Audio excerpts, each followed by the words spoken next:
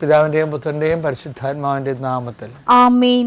എൻ്റെ പ്രിയപ്പെട്ടവർ, ഇന്ന് ഒക്ടോബർ 24 വെള്ളിയാഴ്ച. അമ്മേ പരിശുദ്ധമേ, അമ്മേ പരിശുദ്ധമേ, ദൈവമാതാവേ, കൃപാസനത്തിലൂടെ ഞങ്ങൾക്കും ഞങ്ങളുടെ ദേശത്തിനും അമ്മ മധ്യസ്ഥം തേടി തന്ന എല്ലാ അനുഗ്രഹങ്ങൾക്കും കൃപകൾക്കും ഞങ്ങളിപ്പോൾ ഹൃദയം നിറഞ്ഞ നന്ദി പറയുന്നു. അമ്മേ പരിശുദ്ധമേ, അമ്മേ പരിശുദ്ധമേ, ദൈവമാതാവേ, 2004 ഡിസംബർ 7 തീയതി ഉച്ചകഴിഞ്ഞ് 2:30 കൃപാസനത്തിൽ സംഭവിച്ച അമ്മയുടെ പ്രത്യക്ഷപ്പെടലിനെ കുറിച്ച് തിരുസഭയ്ക്ക് സമർപ്പിച്ചിരിക്കുന്ന പഠനരേഖകളുടെ മേൽ സഭാത്മകമായ പഠനം ആരംഭിക്കുവാൻ ഞങ്ങൾ പ്രാർത്ഥിക്കുന്നു. അമ്മേ പരിശുദ്ധമേ, ഭൂസ്വർ ലോകങ്ങളുടെ രാജ്ഞിയായ അങ്ങേയ്ക്ക് ഭൗമ സംരക്ഷണത്തിനായി പ്രപഞ്ച പ്രകൃതിയെ തന്നെ തിരുസഭ പ്രതിഷ്ഠിക്കുവാൻ ഈ പ്രത്യക്ഷീകരണം വഴി ഇടയാക്കണമേ. പരിശുദ്ധമേ, ജപമാല മാതാവേ, സകല കൃപാസനം പ്രാർത്ഥനകളോടും ചേർത്ത് ഞങ്ങളിപ്പോൾ പ്രാർത്ഥിക്കുന്ന ഈ കുടുംബത്തിന്റെ പ്രത്യേക നിയോഗം പറമക്കളെ,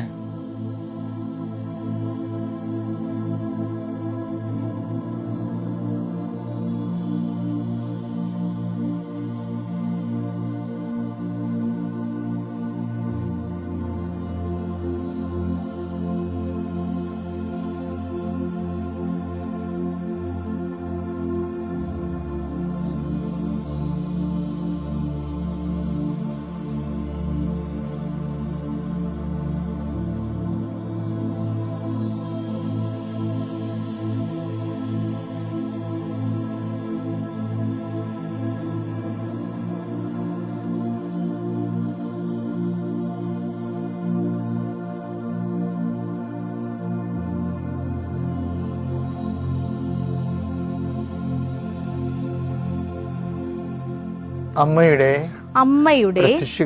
പ്രത്യക്ഷീകരണത്തിന്റെ ഈ അനുഗ്രഹവേളയിൽ ഞങ്ങൾക്ക് സാധിച്ചു തരുവാൻ കനിയണമേ. ആമേൻ. വിശ്വാസ പ്രമാണം. സർവശക്തനായ പിതാവും ആകാശത്തിന്റെയും ഭൂമിയുടെയും സൃഷ്ടാവുമായ ദൈവത്തിൽ ഞാൻ വിശ്വസിക്കുന്നു. അവിടുത്തെ ഏകപുത്രനും ഞങ്ങളുടെ കർത്താവുമായ ഈശോമിശിഹായിലും ഞാൻ വിശ്വസിക്കുന്നു. ഈ പുത്രൻ പരിശുദ്ധാത്മാവിനാൽ ഗർഭസ്ഥനായി കന്യകാമറിയത്തിൽ നിന്ന് പിറന്ന് പൊന്തിയോസ് പീലാത്തോസിന്റെ കാലത്ത് പീഡകൾ സഹിച്ച് കുരിശിൽ തറയ്ക്കപ്പെട്ട് മരിച്ച് അടക്കപ്പെട്ട് പാതാളങ്ങളിൽ ഇറങ്ങി മരിച്ചവരുടെ ഇടയിൽ നിന്ന് 3-ാം നാൾ ഉയർത്ത് സ്വർഗത്തിലേക്ക് എഴുന്നള്ളി സർവശക്തിയുള്ള പിതാവായ ദൈവത്തിന്റെ വലതുഭാഗത്തിരിക്കുന്നു. അവിടെ നിന്ന് ജീവിക്കുന്നവരെയും മരിച്ചവരെയും വിധിക്കുവാൻ വരുമെന്നും ഞാൻ വിശ്വസിക്കുന്നു. പരിശുദ്ധാത്മാവിലും ഞാൻ വിശ്വസിക്കുന്നു. വിശുദ്ധ കത്തോലിക്കാ സഭയിലും പുണ്യവാന്മാരുടെ ഐക്യത്തിലും പാപങ്ങളുടെ മോചനത്തിലും ശരീരത്തിന്റെ ഉയർപ്പിലും നിത്യമായ ജീവിതത്തിലും ഞാൻ വിശ്വസിക്കുന്നു. ആമേൻ. സുഖസ്ഥനായ ഞങ്ങളുടെ പിതാവേ, അങ്ങയുടെ നാമം പൂജിതമാകണമേ. അങ്ങയുടെ രാജ്യം വരണമേ. അങ്ങയുടെ തിരുമനസ് സ്വർഗത്തിലെ പോലെ ഭൂമിയിലുമാകണമേ. അന്നു വേണ്ടുന്ന ആഹാരം ഇന്ന് ഞങ്ങൾക്ക് തരണമേ. ഞങ്ങളോട് തെറ്റ് ചെയ്യുന്നവരോട് ഞങ്ങൾ ക്ഷമിക്കുന്നത് പോലെ ഞങ്ങളുടെ തെറ്റുകൾ ഞങ്ങളോടും ക്ഷമിക്കണമേ. ഞങ്ങളെ പ്രലോഭനത്തിൽ ഉൾപ്പെടുത്തരുതേ, തിന്മയിൽ ഞങ്ങൾ രക്ഷിക്കണമേ. ആമേൻ. നന്മ നിറഞ്ഞ മറിയമേ, സ്വസ്തി. കർത്താവ് അങ്ങയുടെ കൂടെ സ്ത്രീകളിൽ അങ്ങ് അനുഗ്രഹിക്കപ്പെട്ടവളാകുന്നു. അങ്ങയുടെ ഉദരത്തിൻ ഫലമായി ഈശോ അനുഗ്രഹിക്കപ്പെട്ടവനാകുന്നു. പരിശുദ്ധ മറിയമേ, തമ്പുരാന്റെ അമ്മേ, പാപികളായ ഞങ്ങൾക്ക് വേണ്ടി ഇപ്പോഴും ഞങ്ങളുടെ മരണസമയത്തും തമ്പുരാനോട് അപേക്ഷിക്കണമേ. ആമേൻ. കർത്താവേ, നിന്റെ ഉന്നതമായ നാമത്തിന് സ്തോത്രം ചെയ്യുന്നു. അങ്ങനെ മക്കളെ ഉടമ്പടി എടുത്തവരും എടുക്കാത്തവരും പ്രാർത്ഥിക്കുന്നുണ്ട് ഈശോയെ. കർത്താവേ, അങ്ങനെ മക്കളെ കയ്യിലെടുത്ത് വെച്ചിരിക്കുന്ന ഓരോ കാര്യങ്ങൾ അവർക്ക് വേണ്ടി അവർക്ക് അടുത്തില്ലെങ്കിൽ അവർക്ക് വേണ്ടി മാതാപിതാക്കന്മാർ എടുത്ത് പോയി കയ്യിൽ വെച്ചിരിക്കുന്ന സാധനങ്ങൾ ഇപ്പോൾ ആശീർവദിക്കണമെന്ന് പ്രാർത്ഥിക്കുന്നു. കർത്താവേ, എൻ്റെ കർത്താവിൻ്റെ ഉന്നതമായ നാമത്തിൽ 39 വർഷം ഞാൻ അർപ്പിച്ച കുർബാനയുടെ യോഗ്യതയാൽ കൃപാസ്ഥാനത്താരെ ജീവനോടെ പ്രത്യക്ഷപ്പെട്ട പരിശുദ്ധ അമ്മയുടെ മാധ്യസ്ഥത്തിലെ ഞാൻ നിങ്ങളുടെ ഉപകരണങ്ങളെ ആശീർവദിക്കുന്നു. നിങ്ങൾ ഓരോരോ ഇടങ്ങളിലേക്ക് പോകാനും കൊടുക്കാനും വാങ്ങിക്കാനുമുള്ള വിഷയങ്ങളെ കർത്താവിൻ്റെ നാമത്തിൽ ആശീർവദിക്കുന്നു. കർത്താവ്, ഞാൻ നിനക്ക് എൻ്റെ ദൂതനേക്ക് നളിച്ചത് കർത്താവിൻ്റെ ദൂതൻ നിനക്ക് മുമ്പേ പോവുകയും നിന്റെ വഴികൾ ക്രമീകരിക്കുകയും ചെയ്യട്ടെ. പല പല മാനസികാവസ്ഥയിലുള്ളവരുണ്ട് ഈശോയെ. ഭർത്താവിനോട് വഴക്കിട്ടിട്ടുള്ളവരുണ്ട്, സാമ്പത്തിക തകർച്ചിരിക്കുന്നവരുണ്ട്, കുടുംബത്തിൽ കലഹമുള്ളവരുണ്ട്, മക്കളെ അനുസരിക്കാത്തവരുണ്ട്, മക്കൾ ജയിലായവരുണ്ട്, വീടില്ലാത്തവരുണ്ട്, ഭവനത്തിലും പണിസ്ഥലങ്ങളിലും ജോലി സ്ഥലങ്ങളിലും സങ്കടങ്ങളുള്ളവരുണ്ട്. കർത്താവേ, കണ്ണീരുടെ അങ്ങയുടെ ദിവസത്തിൽ പ്രാർത്ഥിക്കുന്നു. കൃപാസനത്താറ് ജീവനോടെ പ്രത്യക്ഷപ്പെട്ട അമ്മ കന്യാസി മറിയം നിങ്ങളെ ഇന്ന് സന്ദർശിക്കുകയും നിങ്ങളെ സാന്ത്വനപ്പെടുത്തുകയും ചെയ്യട്ടെ.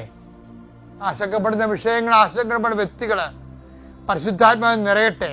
നിന്നെ ഭീഷണിപ്പെടുത്തുകയും സങ്കടപ്പെടുത്തുകയും ചെയ്യുന്ന ഇന്നത്തെ എന്തെല്ലാം സാഹചര്യങ്ങൾ ഉണ്ടെങ്കിൽ അത് ഓരോ യോഗമാകാം, മീറ്റിംഗ് ആകാം, അവിടെ ഉണ്ടാകുന്ന ക്രിറ്റിസിസം ആകാം, നിന്നുള്ള ചോദ്യം പറച്ചിലാകാം, എന്തും ആയിക്കൊള്ളേ, അവിടെയെല്ലാം പരിശുദ്ധാത്മാവ് പരിശുദ്ധ ദേവമാതാവിനെ ഏൽപ്പിക്കുന്നു. Lord Jesus Christ, pour out His Spirit, touch your fire finger, soak with the precious blood, authority of the Catholic Church, power of Jesus Christ, with the merit of some holy priesthood, I bless and hallow you. ആ മാതാവിനെ ലൂർദിൽ വെച്ച് എന്നോട് പറഞ്ഞത് തന്നെ, അതായത് spiritual grace built upon nature എന്ന് നമ്മൾ കേൾക്കും, പക്ഷേ സ്പിരിച്വാലിറ്റി ബേസ്ഡ് അപ്പോൺ ജെനുവിനിറ്റിയാണ്. അത് ഞാൻ അദ്ദേഹത്തിന് കൊടുത്ത ഒരു പ്രബോധനമാണ്. ആധ്യാത്മികത ജെനുവിനിറ്റിയിലാണ് ആശ്രയിച്ചിരിക്കുന്നത്. മത്തായി 18:21 എടുത്തേ. അപ്പോൾ പത്രോസ് മുന്നോട്ട് വന്ന് അവനോട് ചോദിച്ചു, കർത്താവേ, എന്നോട് തെറ്റ് ചെയ്യുന്ന എന്റെ സഹോദരനോട് ഞാൻ എത്ര പ്രാവശ്യം ക്ഷമിക്കണം? ഇന്നലെ നമ്മൾ കണ്ട സമരക്കാരുടെ കാര്യമില്ലേ, തീഗന്ധ കറക്കാൻ. അപ്പോൾ ആ ആൾക്കാരെ ഓരോരുത്തരെ വിളിച്ച് ട്രീറ്റ് ചെയ്യണം. അവിടെ തീങ്കന്ത് ഇറക്കിയ ആൾക്കാരുടെ അങ്ങനെ പറഞ്ഞെങ്കിലും പത്രോസിനറിയാം ഈ അണ്ണന്മാരെ ഇപ്പോഴും സമരക്കാരോട് ക്ഷമിച്ച് കാണത്തില്ല. ചിലപ്പോൾ എന്ത് സ്പിരിറ്റാണ് നിന്നിലുള്ളതെന്ന് ചോദിച്ചില്ലേ. അപ്പം കൊല്ലാരും നശിപ്പിക്കാനുമാണ് കള്ളം വന്നിരിക്കണത്, ഞാൻ വന്നിരിക്കണത് ജീവൻ ഉണ്ടാകാനും അത് സമർത്ഥമായി ഉണ്ടാകുവാനുമാണെന്ന് ഈശോ പറഞ്ഞില്ലേ ഞാൻ 10:10. എങ്കിലും ഈ അണ്ണന്മാർക്കെല്ലാം പൊതുവെ വലിയ മാറ്റമൊന്നുമില്ല. മാറ്റമില്ലെന്നല്ല, അവർക്ക് വേണ്ടത്ര ഈ ജീവൻ ഉണ്ടാകാനും പിന്നെ അത് സമൃദ്ധമാകാനാണെന്നല്ലേ. അപ്പം ജീവൻ സമൃദ്ധിയാണ് ഈശോയുടെ ടാർഗറ്റ് എന്ന് പറയുന്നത്. അപ്പം അത് ആണ് പത്രോസിന് ഈശോയുടെ ടോപ്പിക്ക് പിടികിട്ടി. പത്രോസിൻ്റെ വിജയവത പെട്ടെന്ന് കാര്യം മനസ്സിലാവും, പെട്ടെന്ന് പ്രതികരിക്കുകയും ചെയ്യും. അതായത് പത്രോസിനെ എപ്പോഴും ഒരു നിഴൽ മറയത്ത് നിർത്തിയിട്ട് വിവരമില്ലാത്തവനെ എടുത്തു ചട്ടക്കാരനാണെന്നൊക്കെ പറയുന്നില്ലേ, അതിന് പിന്നിലൊരു പൊളിറ്റിക്സ് ഉണ്ട്. കാര്യം എന്താ, പൗലോസിനെ ഹൈലൈറ്റ് ചെയ്യാൻ വേണ്ടിയുള്ള വ്യഗ്രതയിലാണ് ഈ അഭ്യാസം കാണിക്കുന്നത്. പക്ഷേ പത്രോസല്ലേ കർത്താവിൻ്റെ വചനങ്ങളെ കേൾക്കുകയും ആദ്യമായിട്ട് അതിനോട് റെസ്പോണ്ട് ചെയ്യുകയും അതിൻ്റെ അന്തർധാരകളെ അടിയൊഴുക്കുകയും വൈജ്ഞാനികമായിട്ട് ആവശ്യിക്കുകയും ചെയ്തിട്ടുള്ള ആ ഒരു ആത്മീയ ശിശുവില്ലേ, ആത്മീയ ശിശുവിൻ്റെ എടുത്താട്ടം മാത്രമേ പത്രോസിനുള്ളൂ. ശരിക്കും പറഞ്ഞാൽ പത്രോസ് ചോദിക്കണത് എന്താ വെച്ച് കഴിഞ്ഞാൽ, കർത്താവ് നീ ജീവൻ സമൃദ്ധിയായി ഉണ്ടാകാനെന്നൊക്കെ പറയുന്നുണ്ടെങ്കിൽ ഈ അണ്ണന്മാർ പലരും ഇപ്പോഴും ക്ഷമിച്ചിട്ടൊന്നുമില്ല. സത്യം പറഞ്ഞാൽ എത്ര പ്രാവശ്യം ക്ഷമിക്കണം? ഈ ഡയബോളിക് ക്ഷമിക്കാത്ത വൈരാഗ്യ ബുദ്ധിയുള്ള ഡയബോളിക് പേഴ്സണാലിറ്റി നാഗവല്ലി ഇപ്പോഴും ഇവന്മാരുടെ ഉള്ളിലൊക്കെ ഉണ്ട്. അതിനാണ് ഇച്ചിരി ചോദിക്കണത്. എത്ര എടുത്തേ. അപ്പോൾ പത്രോസ് മുന്നോട്ട് വന്ന് അവനോട് ചോദിച്ചു, അതെ, കർത്താവേ, എന്നോട് തെറ്റ് ചെയ്യുന്ന എന്റെ സഹോദരനോട് ഞാൻ എത്ര പ്രാവശ്യം ക്ഷമിക്കണം? 7 പ്രാവശ്യമോ? യേശു അരുൾ ചെയ്തു, 7 70 പ്രാവശ്യം എന്ന് ഞാൻ നിന്നോട് പറയുന്നു. 70 പ്രാവശ്യം എന്ന് പറയുമ്പോൾ അത്രയും നമ്മൾ ബലഹീനമാകുകയാണ്. എന്തിനാണ്? മനുഷ്യൻ്റെ ശക്തി ഓൺ ഔട്ട് ആകുകയാണ് അവിടെ. V declare that we R helpless and weakness in the name of Jesus. നമ്മളിപ്പോൾ യാബയായിട്ട് മാറുന്നു. സെർവൻ്റ് ഓഫ് ഗോഡ്, ഒരു പ്രയോജനമില്ലാത്ത ദാസൻ, കടമ നിർവഹിക്കുക മാത്രമേ ചെയ്തിട്ടുള്ളൂ. എന്നോട് പറഞ്ഞു 7 പ്രാവശ്യം ക്ഷമിക്കാൻ, എന്നോട് പറഞ്ഞു അവൻ 70 പ്രാവശ്യം ക്ഷമിക്കാൻ. ഞാൻ ബലഹീനനായി. ക്ഷമിച്ചിരിക്കുന്നു. അവൻ പറയണ പോലെ ചെയ്യുക, അതാണ് ഉടമ്പടി. ആ ഉടമ്പടിയിലെ പ്രോസസ്സിലേക്ക് വരുമ്പോൾ എന്താ സംഭവിക്കണത്?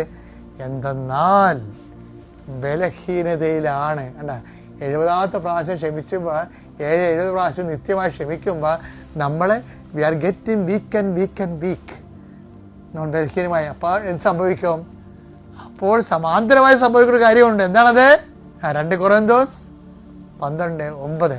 എന്തെന്നാൽ ബലഹീനതയിലാണ് ദൈവത്തിൻ്റെ ശക്തി, ദാറ്റ് മീൻസ് കൃപ പ്രവർത്തിക്കുന്നത്.